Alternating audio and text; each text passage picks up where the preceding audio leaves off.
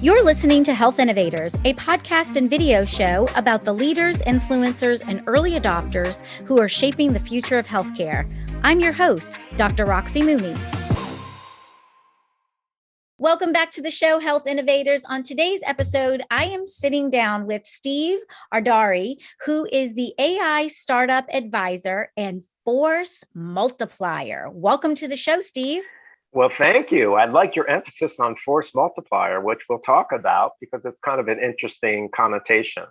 Well, let's just jump right in. What is force multiplier? What is force multiplier? So it's interesting. Force multiplier is like a superset of what my deliverables are advising AI startups. So the reason I use that, I don't want to be bucketized into a container, whether it be biz dev, sales, product development. So this gives me the latitude to say, when I'm retained by a startup, I do a full soup to nuts deliverable. Not all my engagements, but most of my engagements are like that. And it comes everything from, it's all about balancing business strategy. And I know you're very accomplished at that from your background, with smart execution. If you don't have that balance between the two, you're not going to succeed. So what I do is provide a measured, interleaving of strategy with execution. And that includes everything from helping to shape the business strategy, the product market fit, the team recruitment, putting together a scintillating pitch, closing the funding through my network, and then taking a operational kind of a fractional C-level roles for multiplex biz dev, marketing, and sales, so you can scale smarter, faster, better. So that's all of that combined is this force multiplier, all of Correct. these different lanes that you swim in. That's right. That's right. And yeah. So basically, I wanted to just pick up off your metaphor. It is multiple lanes, but I am kind of multiplexing that to where I can really be in a aggregate of a swim lane and not be all over the place. So that's the threading that I help provide and keep the startup focused, really focused, because if you don't know where you're going, any road will take you there, right? And if you stay focused, what does that mean? A, you're more operationally efficient. You're not wasting, funding resources. You're keeping the eye on the ball and executing on the most critical stuff. And it's really both efficient and effective. So when you say the balancing business strategy with smart execution, why is that not already happening? Like every company has business strategy. We always have to execute. So what's happening in the marketplace that creates this need to be able to balance that? What are some of the challenges? Right. So the first one, I'll give you the easy stuff, and then we'll peel the onion a little bit more. It's chasing bright, shiny objects. It's amazing how startups get excited about, here's a new shiny object, let's go after that. But what do you already have in terms of execution, both on product development roadmap? A lot of them need to do some consulting services on the front end, and before they're fully productized, right? And the ideal framework, as a startup, and I do everything in AI space in multiple verticals, is making sure that you can permutate. You're always permutating, but you're also making sure that your overall strategy is being executed on. And that's what most startups don't do very well. That's why they need this guidance of balancing the strategy with the execution. Now, if you're, over the years, when you had, when I was involved, not as a false multiplier, but just as an advisor to startups, you had the sales team going after the wrong deals. Okay. And what you need to do is focus on the right deals and make sure you do what I call ruthless triage every day. Are you really locked on to the right, customer? Are they taking you for a ride, or they just like Yeah. want to swab you down, right? So you've got to be, aggressive but cordial and firm to say, listen, I always like to say, if the potential customer cannot put together a competent statement of work, you don't want to work with those folks, okay? They're just totally pretending, and that's not going to be helping you. You, just like I do in funding, the same thing with sales. I like two hops to a close. It is extremely efficient. So you do a scoping call. Out of that, is there a next step in terms of further due diligence where you can really suss out whether there's a potential match, for some type of agreement? And once you have that, then you put together a statement of work, and you make sure that that's executed on, and that's how you move the cadence and you move the ball downfield. So do you think that that's where the biggest challenge is with these startups is really in that business development arena, is identifying and spending time with the right targets and then being able to move them to close and keep that pipeline going? I certainly do. I mean, if you don't have a handful or two handfuls of the right early adopters where you can get those use case studies that are gold, you need them. I Yeah. mean, a pitch is 70% of the criteria for funding, whether it be pre-seed, seed, Series A, which I operate on mostly, is on the team. And after that is, the problem you're addressing. Does your solution really have a fit? But then in the final stages of due diligence for a potential, investment, and what it's going to come down to, I want to talk to 3 or 4 of your customers. And if you don't have those are gold. Those are the final pieces you need to consummate a deal. And if you Right. don't have them, forget about it. Now, some companies, what I call, startup Silicon Valley, if you're in the club, you get a free pass on this, okay? Yeah. Because, and it doesn't bother me anymore, but I always like to make the statement, Roxy, that, okay, just because you're an ex-Facebook, Google, whatever, right? And you may have, or, illustrious academic credentials, a lot of VCs still look at that and say, oh, that's going to be a winner. And they don't do the degree of scrutiny in evaluating, but they'll give you $7 million, and you don't even have a product yet. But 99.8% of the startups are not in the club.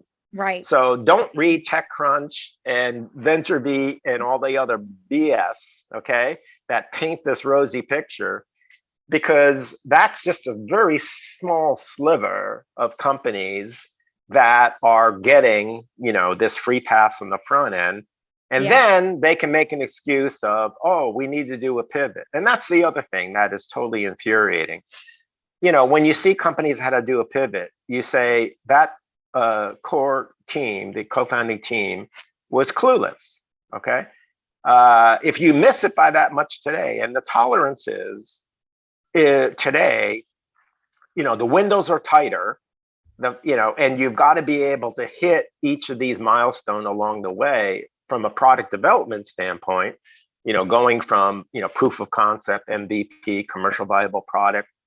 And sure, there might be, some permutations, there always is, but you need to stay on that, executing of the critical path. And it comes right back to balancing business strategy with execution.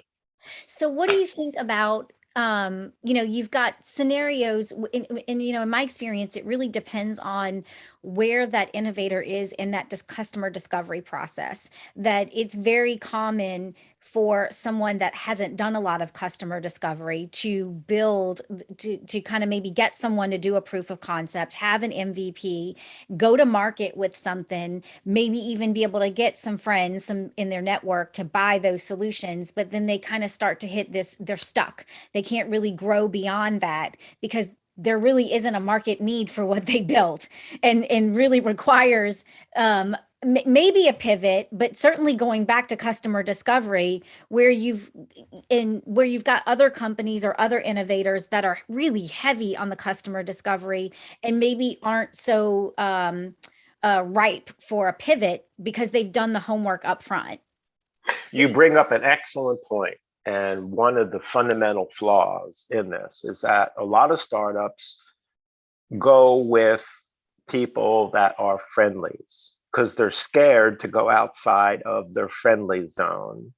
And once they use up, whether it be for funding or POC or MVP deployments, they're screwed because they don't have the savviness to reach out to the tougher targets that may, because they haven't done the due diligence. And that is exactly why, a big percentage, I don't know how to quantify it, but a huge percentage of why startups never make it out of, the MVP to see, they never make a successful commercial viable product because of that reason, Roxy. Well, and even myself, I've experienced that early on in my career. I started off with a couple of people that I'd already done business with at under different companies. And I mean, we were probably 3 or 4 years in without actually ever proactively going out and building a target list and pursuing those companies that we wanted to do business with. We're just taking all the business that was coming our way. And right, which is good, right? It's kind of like, oh, okay, well, we must be doing something well because we've got all this business coming. But then you're like, yeah, but are these the people that we really want to do business with? exactly. Is this most profitable? Is this going to be Right. is this going to help us with our growth strategy going forward? And then the light bulb goes off and you're like, no, no, no, no, no. We need to actually start developing this accept and reject criteria You and be do. much more intentional. And that's what you I alluded to as far as doing the ruthless triage. I mean, just doing one-off catch as can, biz dev and sales, that is not a scalable strategy. You've got to have something where, the usual playbook is, pick a vertical or two, execute on that, really get enough penetration, and then be able to replicate that, and then extend to some other verticals, depending what your product offering is. Right. So it's really, you've got to be methodical, you've got to be analytical, and you've got to not be timid in terms of reaching out to the top, to bigger targets outside your zone. And that's what, I have no problem doing because, you've got to have relationship capital in multiple areas. So for me, since I advise, in future of work, hyper automation, augmented intelligence, conversational AI, emotion AI, personality, healthcare, mental health, psychedelics, extended reality. I mean, people say, how do you keep everything threaded? Well, it comes back to what we talked about before we're going to share with the audience. I'm a intentional learner for decades. I treat every opportunity with a curious and growth mindset. And that, it's amazing, most people, it's changing a bit now, but, after 40, they just cruise. And you can't do that today. If you want to remain viable and work into your 70s, all right, you have to, I get over the last, I've been doing this for 25 years, the last 8 in AI. And I get, incomings from people that say, hey, I want to do what you do. I said, really? I'm, 20, 30 years from IBM or HP, whatever, right? And I said, what are you going to offer to the startup? And when you take that logo off your back, who are you? Right. Who are you, right? Yeah. If so today, even the young kids, and I'm dealing with a couple of my engagements I'm like the grandfather advisor because they're all Gen Z kids, that are like, 20 to 24 years old. Yeah. And Yeah. that's Unlock Reality, which is this XR startup, right? And you know, to be a successful advisor like you're doing in your business, you've got to build your own personal brand without that screwy corporate logo on your back. If you don't build a personal brand, I don't think you can really make it as an advisor today. And to the point that you made earlier, is that whole growth mindset, right? Is I mean, I think that you probably have found this too. It's like the more you learn, the more you realize that you don't know anything. Mm-hmm, mm-hmm. And that you've got to keep reading and keep studying and keep Exactly. listening. And everything's Exactly. changing lightning fast. It really is. The pace is incredible, and I have on my website, my personal website, not just on LinkedIn, which Yeah. is a force multiplier, Steve Ardire. I put up a post, and it's also my pinned tweet. The three elements of trust that personifies me and why AI startups have me or seek me out. And I'm not going to read everything. I'll just give you the three containers. Okay. It's positive relationships, okay, which is the relationship capital, honest feedback. So believe me, I don't sugarcoat. So I'm very objective, but I kind of velvet glove it. I'm Italian, so I can kind of get a little high powered along sometimes. But this is how you really create you create cooperation as well as resolve conflict very quickly. Don't let this fester like a wound, right? Right. And it's honest feedback in a helpful way. So the number two container is good judgment with expertise. So getting back to what I said before, if you can't really give, everybody thinks they're today because they can, go, do a quick study on Google that they're an informed expert. And they give you this little mamby-pamby, BS for the most part that are just echo. They're just an echo effect of, duh, I already know this, right? So what is really your informed perspective thinking? I always like to say, if you don't know what's in the box, how can you think out of the box, right? So a lot of these advisors don't really know. They're just giving you drivel for the most part, right? Yeah, So when you it's either I've never done it before myself, but I'm going right, to tell you how to do it. exactly, which is really what the big consulting outfits do, Right. PwC, Accenture, etc. Yeah. They'll give you all the advice you want, but they've never done it themselves. Okay, which is just so ironic and it's just so laughable for the most part. Hey, it's Dr. Roxy here with a quick break from the conversation. Are you trying to figure out what moves you need to make to survive and thrive in the new COVID economy? I want every health innovator to find their most viable and profitable pivot strategy, which is why I created the COVID Proof Your Business Pivot Kit. The Pivot Kit is a step-by-step framework that helps you find your best pivot strategy. It walks you through 6 categories you need to examine for a 360-degree view of your business.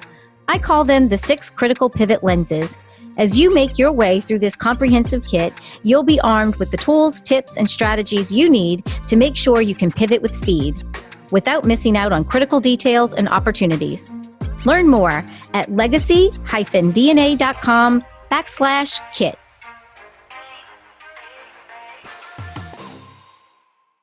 And I think the other side of that is those that are practicing with not grounded in any science. It's just whatever I Right. did last time. And Exactly. even if you were lucky enough for that to be successful last time, does not mean it's the great strategy this time.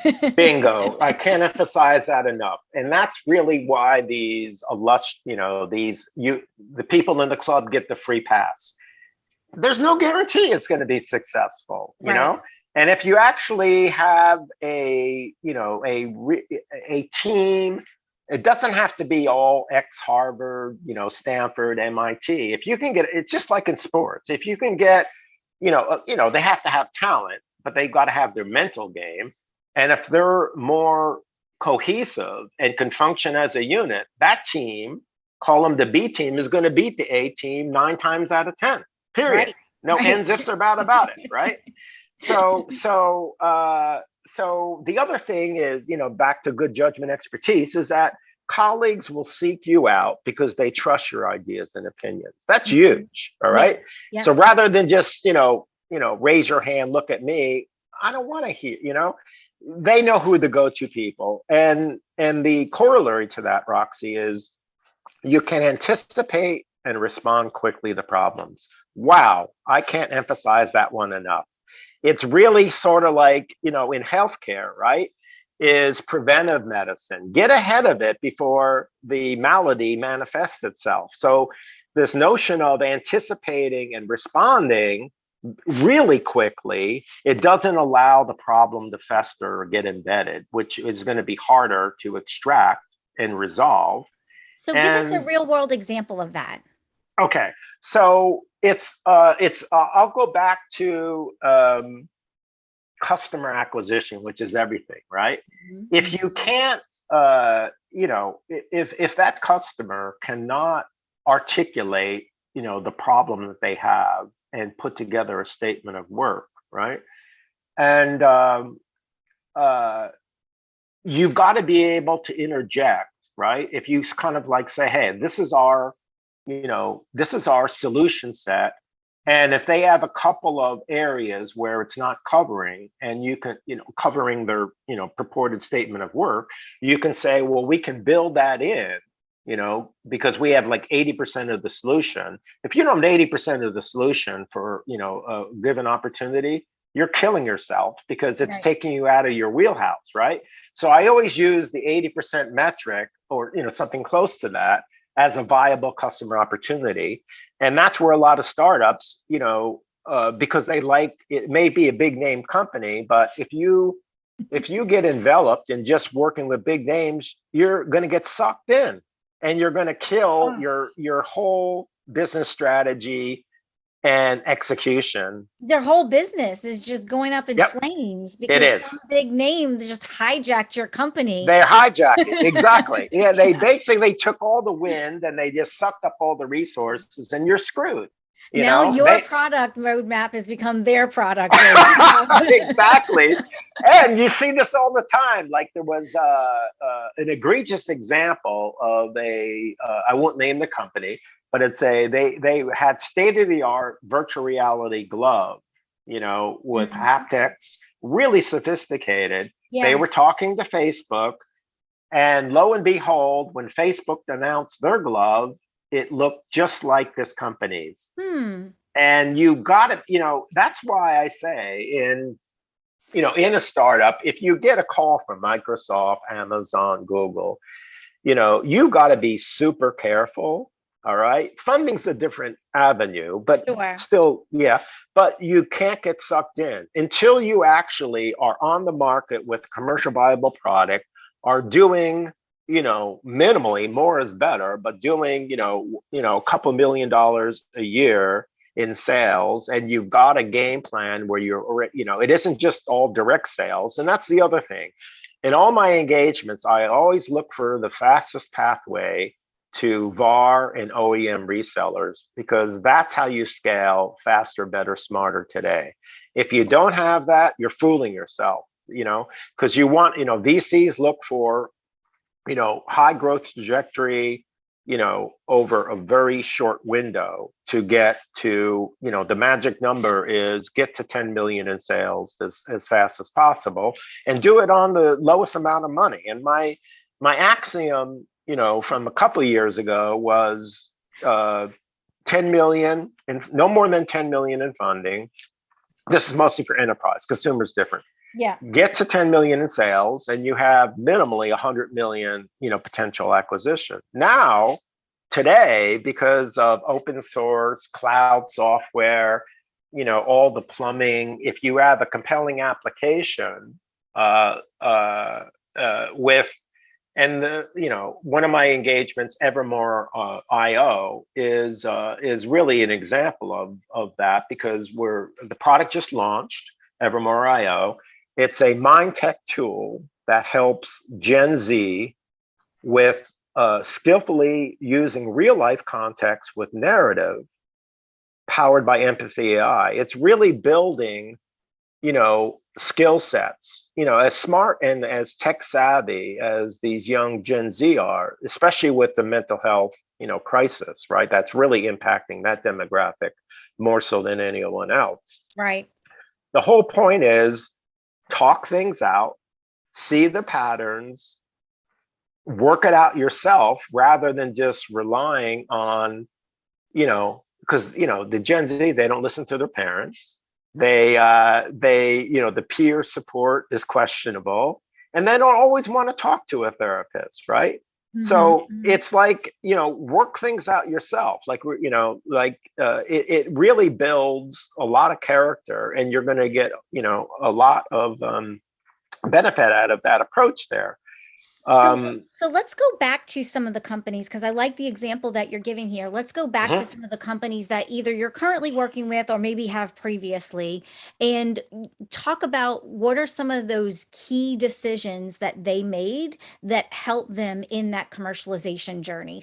How did they get to those milestones? And maybe some of those were things that were luck and they stumbled upon it. It was maybe serendipitous, or maybe it's some things that were strategically well thought out and orchestrated, and that was the thing that became their path to profit. Right. That's a great question. And I always like to say luck is the residue of diligence. Okay. And like I do, and I have this right on the top line of my website, you need to shape serendipity by connecting and illuminating the dots that matter. Wow, that's loaded. Let's peel this back. Let's peel this back. So I'll go back to Ivy Michelle, the CEO founder of Evermore. So brilliant, product designer, product manager, big companies, media companies, PwC, etc. She really cultivated this starting 18 months ago, going through a couple of accelerators, really iterating along the way, congealing, getting sharper, the product offering along the way. Yep. And it's a continuous process of iterations, like she just posted, where we have, the product launch, is just recently happened. But that doesn't preclude us from continually to fine tune our pitch and the product development roadmap. It's a real this is a perfect blend of what I put the frame of balancing, the business strategy with the smart execution. And it really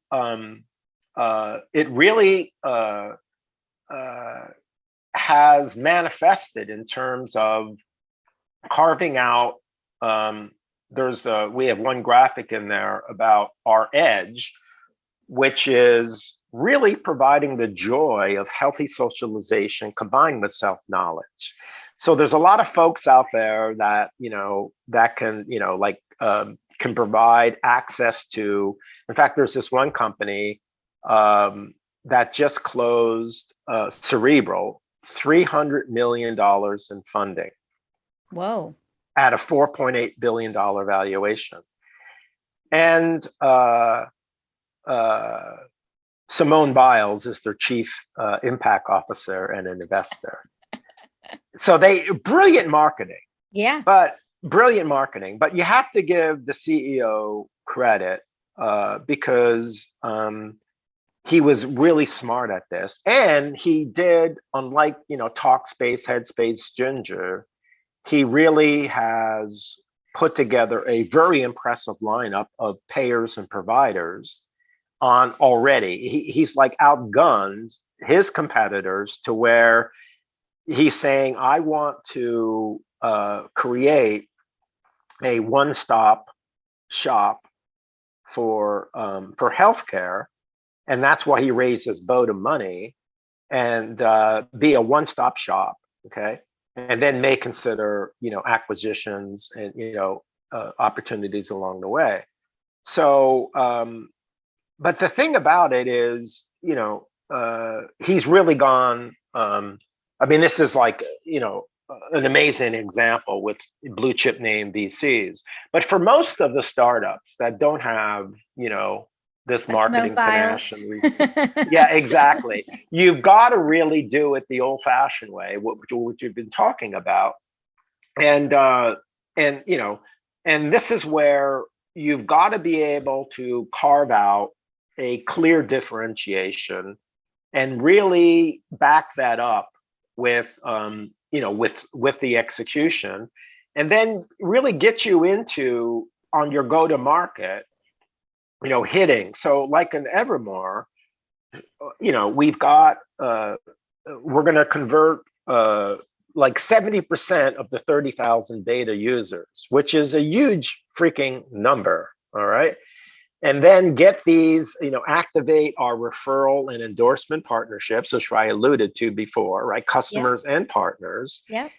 Hit the EDU, because that's where the Gen Z demographic, the education market, and then continue to integrate with biometrics, Alexa Fund, and then this will serve up the entree into a healthcare segment for psychometrics, other healthcare data.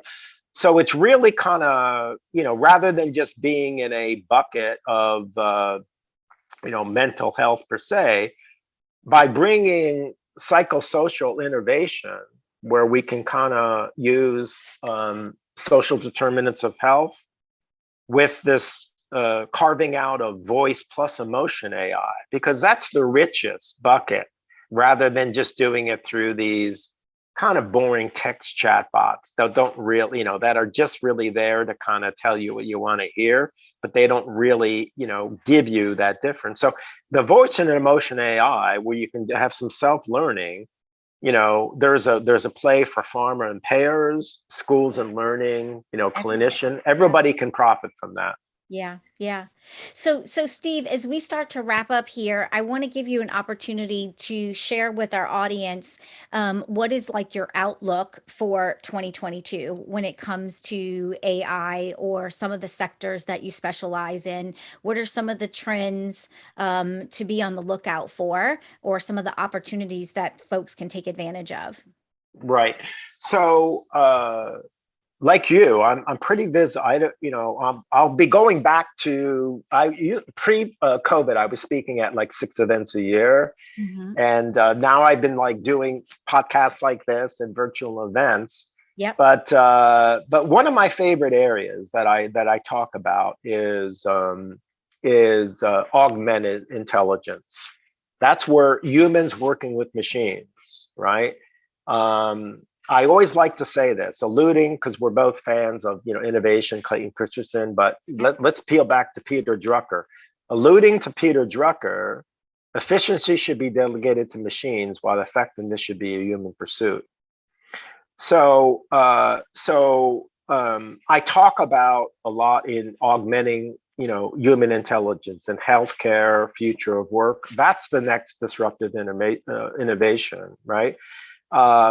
I talk about frustrating barriers to the dissemination of AI.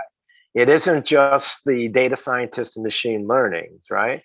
I talk about things like large firms versus startups. Who has the advantages? And lo and behold, if it's a really smart, clever startup, they can outgun IBM, Microsoft, and Google, and the rest of them out there. But you've got to have, you've got to be nimble and flexible and know how to reach out to the chief data officer and really find one of those guys that, is willing to make a smart bet, can think out of the box, rather than just doing the lazy stuff on, paying way too much money for, company XYZ. A big area that I talk about what investors should look for when choosing AI technologies to back, which is part of my deliverables. And so can you give us 2 things that they should look for? They really, they have to really, we covered it, but I'm going to reemphasize. Yeah, They really need to look at, does the purported solution have depth and breadth?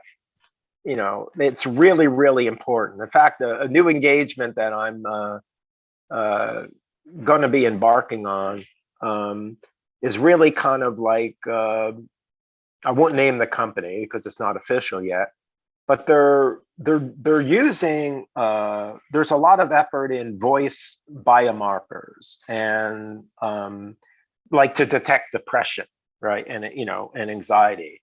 But if you have something that can accelerate healthcare biomarkers, that really are applicable to like precision medicine, clinical development, other spaces that are more granular, you can have a cost reduction in your R&D operations. You can accelerate R&D to discovery, and you can increase the productivity measurably.